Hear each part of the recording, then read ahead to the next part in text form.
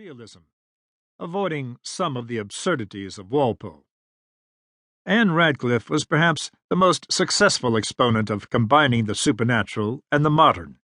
Radcliffe's 6 novels, most notably The Mysteries of Udolpho, 1794, parodied brilliantly by Jane Austen in Northanger Abbey, 1817, although likely written 1798 to 1799, all focused on young heroines confronted with mysterious castles and even more mysterious nobles.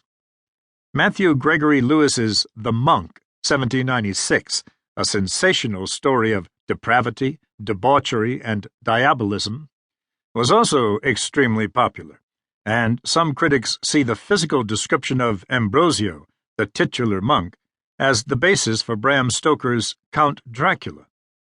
Sir Walter Scott's immense output included many horrific folk tales, including the portion of Red Gauntlet known as Wandering Willie's Tale, or The Feast of Red Gauntlet, 1824.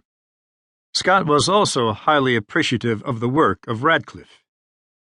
In America, Washington Irving wrote many tales of regional supernatural phenomena, among which The Legend of Sleepy Hollow and Rip Van Winkle, 1820, are surely his best remembered.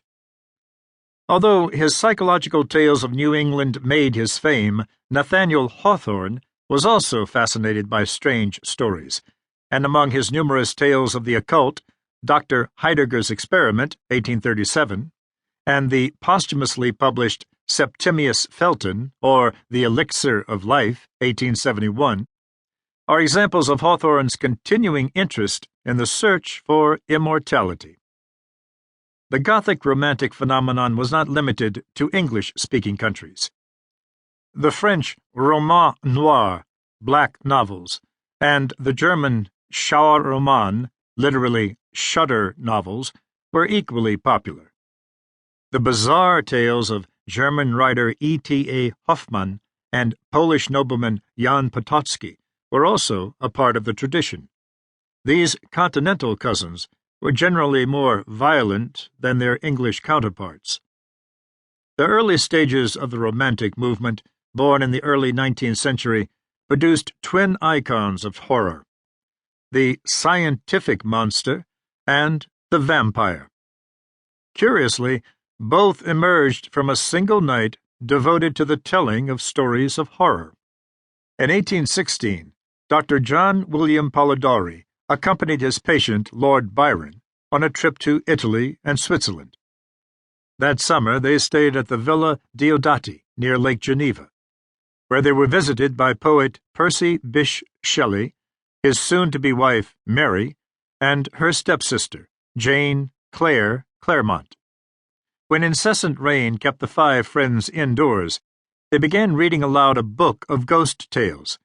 According to Mary Shelley, Byron suggested that they each write a ghost story to rival those in the book. Her husband wrote nothing in response to the challenge. Byron started on a story but reportedly abandoned it.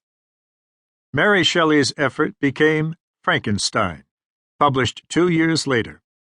The tale of the scientist Victor Frankenstein and his misbegotten creature became extremely popular, resulting in a number of stage plays, a revised edition in 1831, and eventually countless films, parodies, comic books, radio dramas, and advertising images.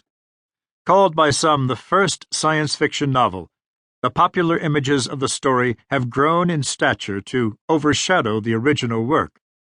Seemingly, every schoolchild knows the meaning of a staggering walk with outstretched arms. Every filmgoer knows the indelible image of a horrific monster sharing a flower with an innocent child.